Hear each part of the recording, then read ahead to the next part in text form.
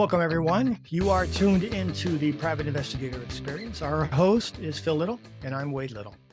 Well, before we get too far into today's show, we would like to ask you for your help, and that's by subscribing and liking this show. Whether you're listening to our podcast or watching us on YouTube, your support is greatly appreciated. So thank you very much. Also, we want to encourage you to reach out and contact us by email.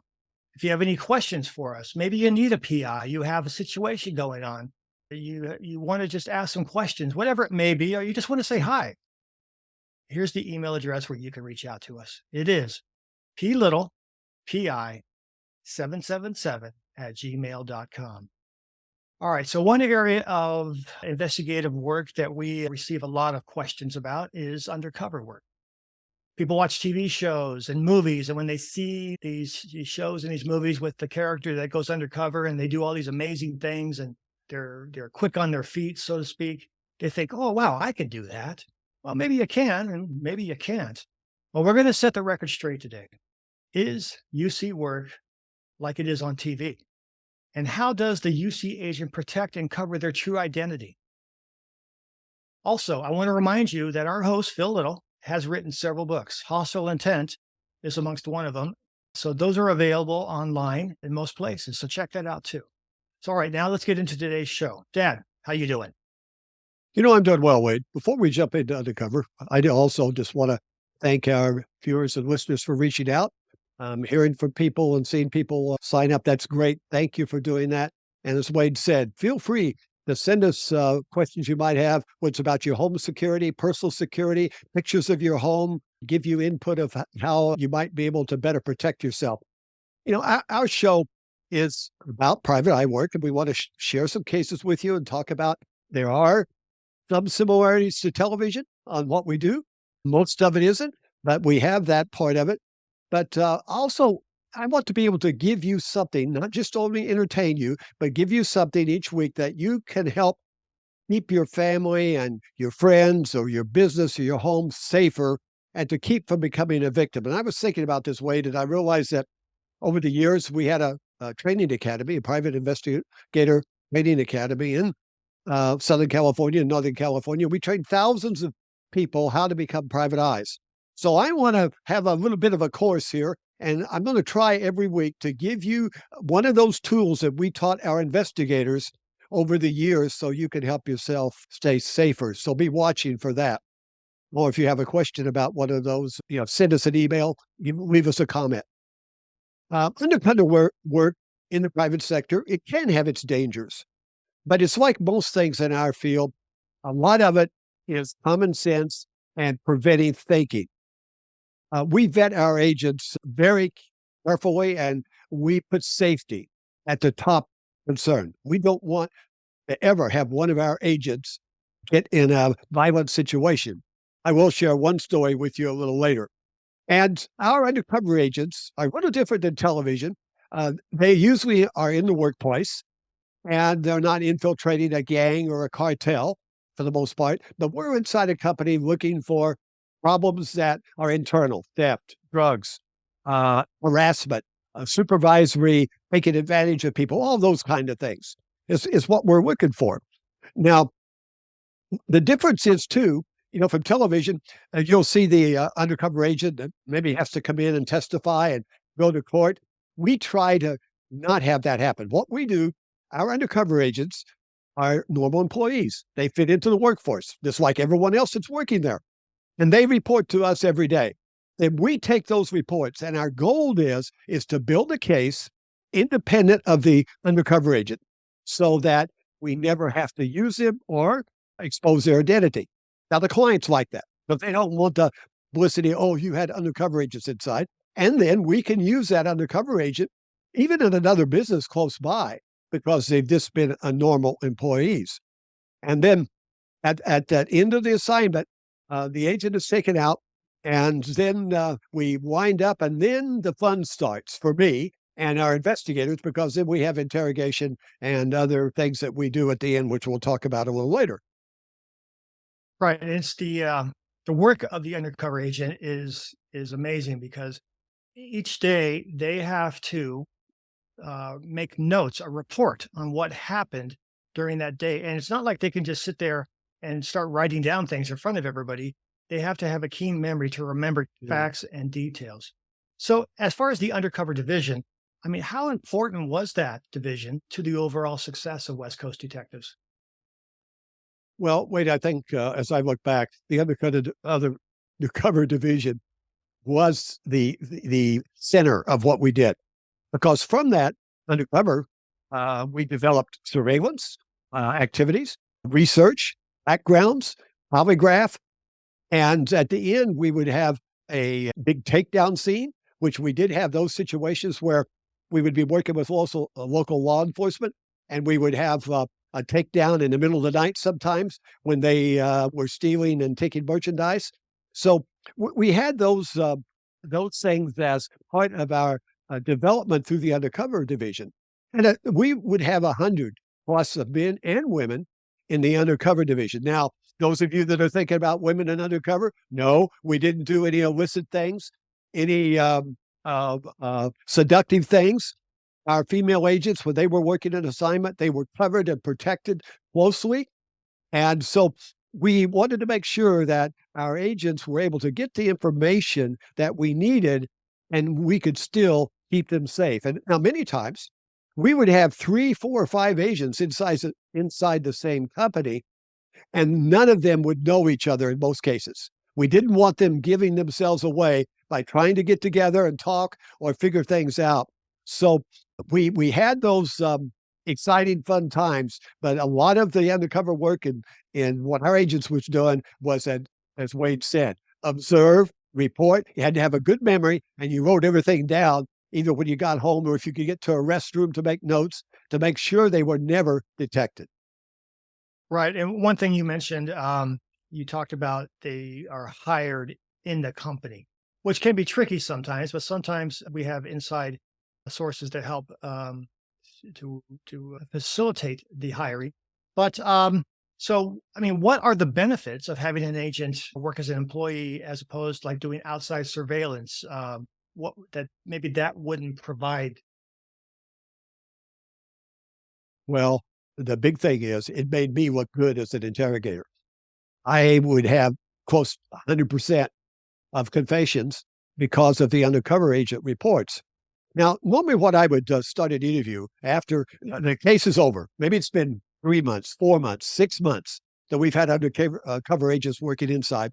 And we got all the information. We thought we had everything covered of illegal activities. Then we would have a time that we would call in the employees. Sometimes there would be 15, 20, 50 employees we would be interviewing in large companies. And I would usually start the interview the same way. I would talk to them, get acquainted, get them relaxed, talk about their families, about their job, how they like the company, and get them relaxed. And they would say, wow, this isn't going to be so tough after all. And then I would tell them something like, we've been putting you to bed and waking you up, for a long time now. And we know what's been going on. Why don't you just start from the beginning and tell me how this all started? Well, and sometimes they'll say, well, what are you talking about? I don't know. So I'll open up the file and there I have all these reports. So I will say to them something like, on February the 5th at 4 p.m., you were driving down the street and you turned on Chase Avenue and pulled into this house and unloaded some material. And suddenly you see their Adam's apple start jumping and you see the expressions on their face and you've got them. And you say, I've got more, but why don't you tell me why all this started? And invariably, they will start talking. Only in a rare few cases of really guys that are cons that's been the street, they'll say, oh, your best shot at me. I say, okay. We have the police there and we call the police in and we take them off and book them. But we didn't usually have to do that. And the tragic stories I heard as an interrogator of why people started internal theft or pilferage or these illegal activities. And some of the most heartbreaking cases were people that had had a child with a major medical situation that they had no way of paying.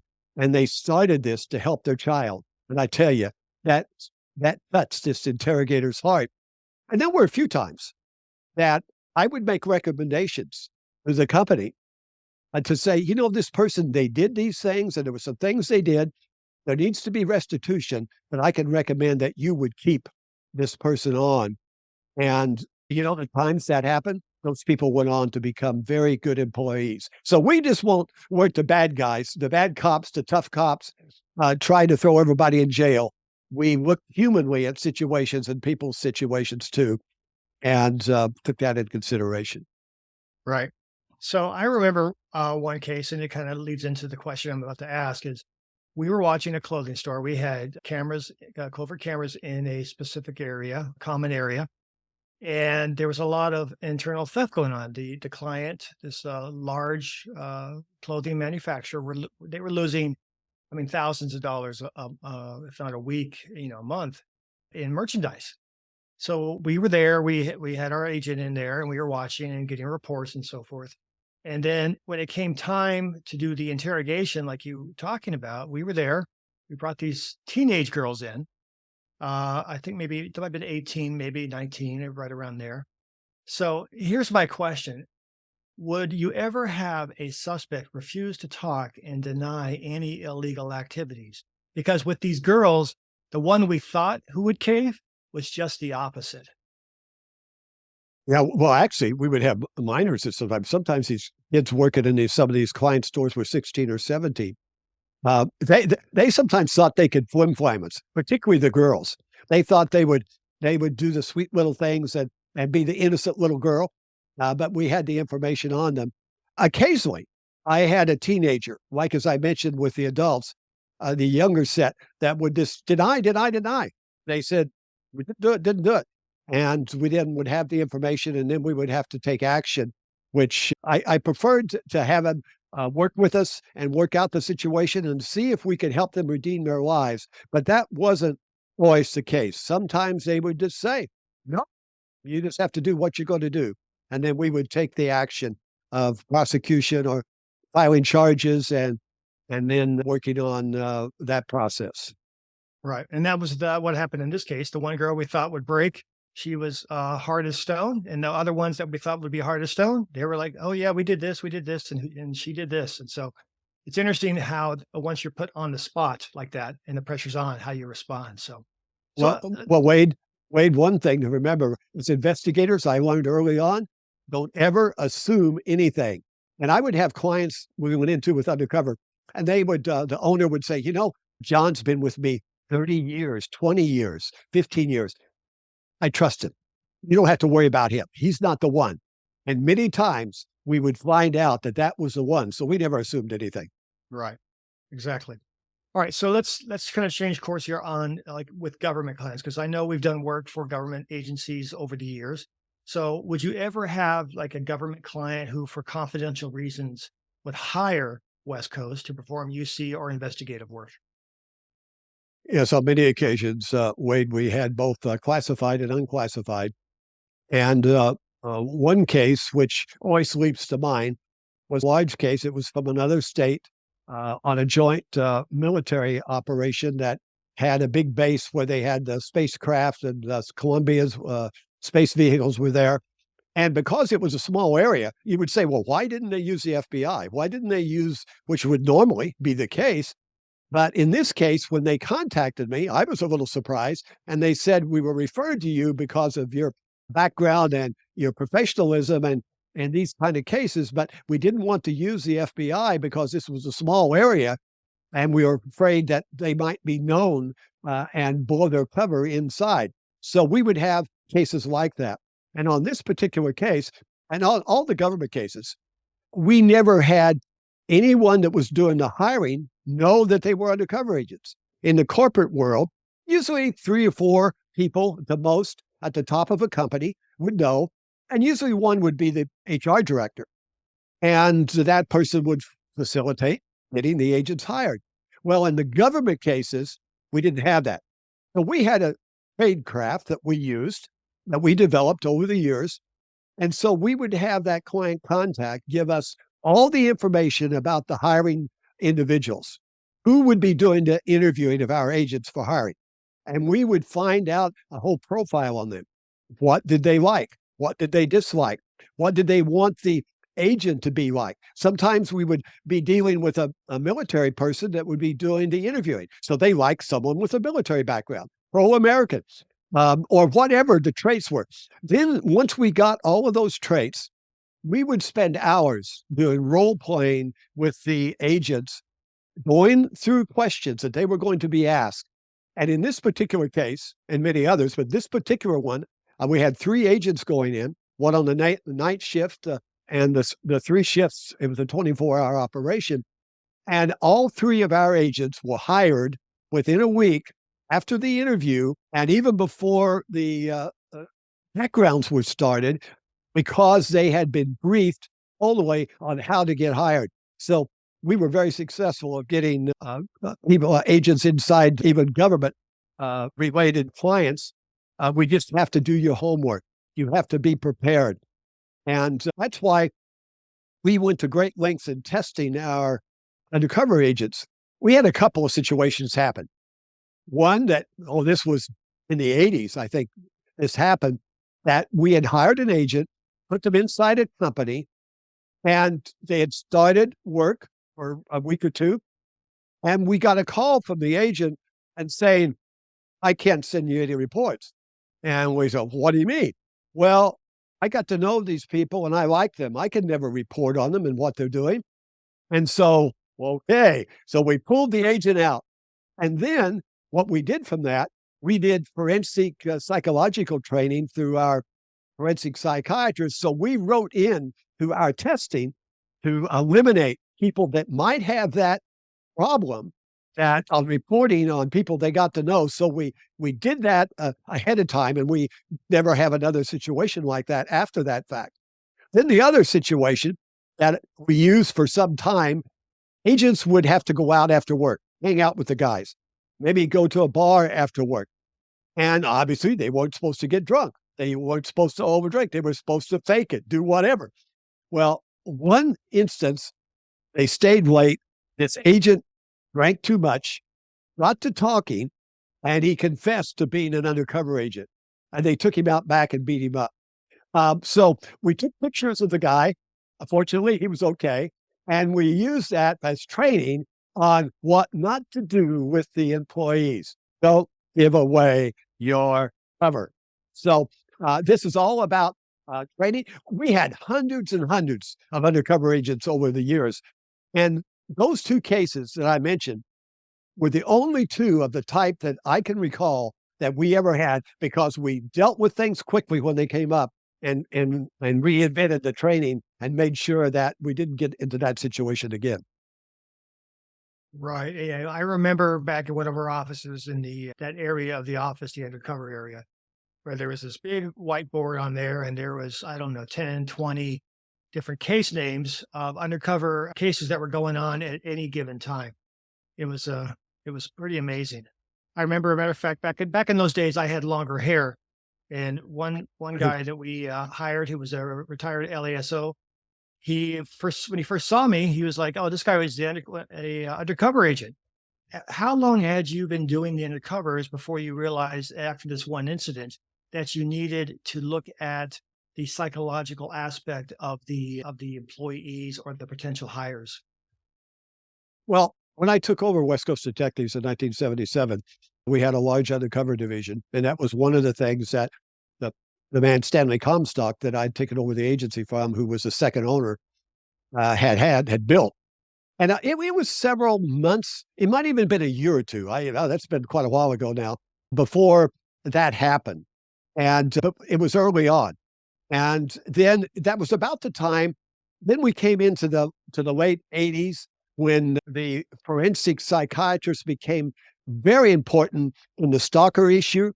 And then Rebecca Schaefer was an actress that was killed by a stalker at her door in early 90s.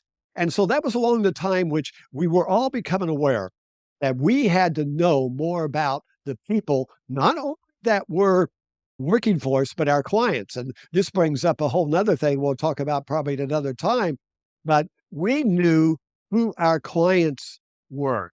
If a man come looking for a woman, trying to find her, we made sure why he was looking for her, if it was legitimate, making sure he wasn't a stalker.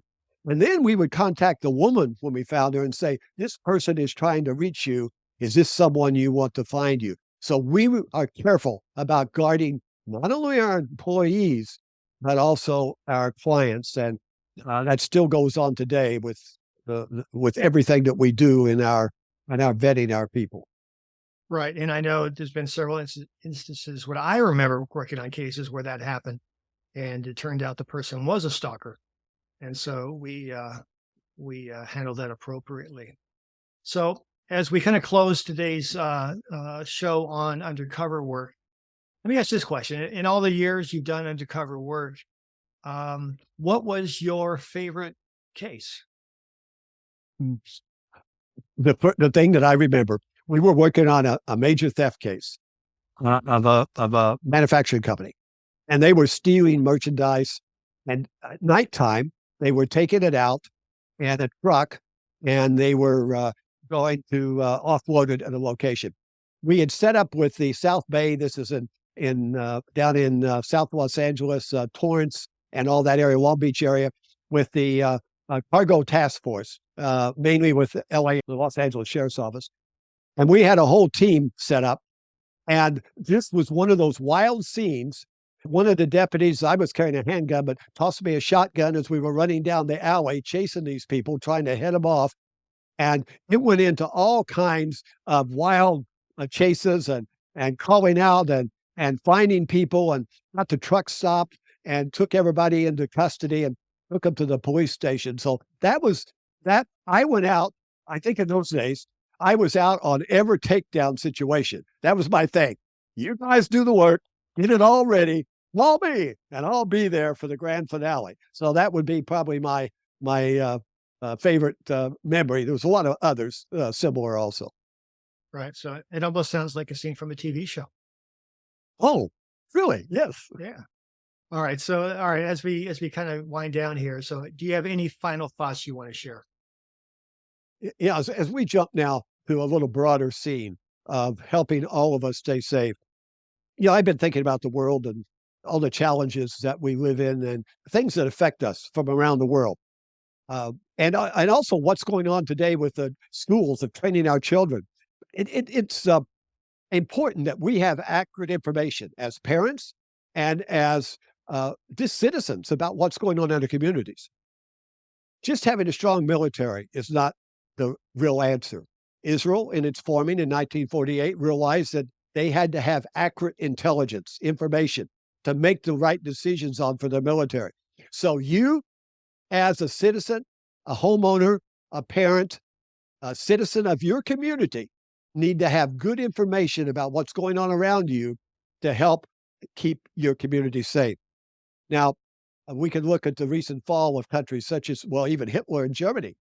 He brainwashed the people, and the young people were brainwashed with education, so they supported him. And the average citizen just kept quiet, many times because they didn't know what to say. And so, not knowing what Hitler really had planned caused the fall of Germany. And when we're at a point in our country, and this is not just hysteria, not just throwing out something to be um, uh, hyperbolic about, but we have issues that we need to rise up and let our voices be heard in our local communities. Now, one of the most important things that we would teach our academy students about private investigation was being a good researcher. And today we have research capabilities that are mind blowing, Mr. Google and all those things. So if you're thinking about what's going on in your community, one thing for you to research preventive law enforcement or attacks on your local police department in your city. Find out what ordinances are coming up in the city council. What would take away police preventive law enforcement? What would defund the police? Then get involved. Don't don't wait. Talk to your neighbors. 2 or 3 can make a difference. In another show, I'll tell you about a situation that happened where with me many years ago. And then check out your schools. I'm talking to parents, and I said, "Do you know what CRT?" They say, "What's CRT? What is that?" They don't know what it is. CRT, critical race theory, and it's being taught in the schools, warping the minds of our children's on their education. Get involved. Check it out in your school. Go to your kid's school and find out, and let your voice be known that you want the proper history and the proper uh, elements of, but even grade school children are being taught things they should never be hearing. And so we need to get involved. Be a researcher. Number one, your number one trait. And then we'll be telling you more of how to be a good investigator as we go on in our shows. That's right. And part of the involvement in the community, especially schools, might be even, and oftentimes is it's the school boards. And you might have to vote people out or get people removed. And then you need to put people on the boards who are like-minded and are thinking about the children first. So that's also, I think, a key element in what's going on in the schools and education. So all that's great advice and great tips. So at this point, we want to thank everyone for tuning in today, for listening, for viewing, whether you're on a podcast or YouTube, whatever it may be. Thank you for checking out the Private Investigator experience. And if you haven't already done so, we're asking you again to please hit the subscribe and like button. Tell your friends, tell your family, let them know what's going on with this show and that they can they can check us out and be involved. Send us an email. Again, like we talked about, ask questions. Let us know what's going on with you. That email address is pi777 at gmail.com. So with that being said and done, Dad, any final thoughts? You just tripped something when you talked about schools. There are organizations today of parents that have turned around school boards by taking them over and putting um, people who had the right values on them. So when you're doing your research boards or citizen boards, citizen groups that are taking back their schools, and then check in with them, find out information you can do. So God bless you. God bless America. See you next time.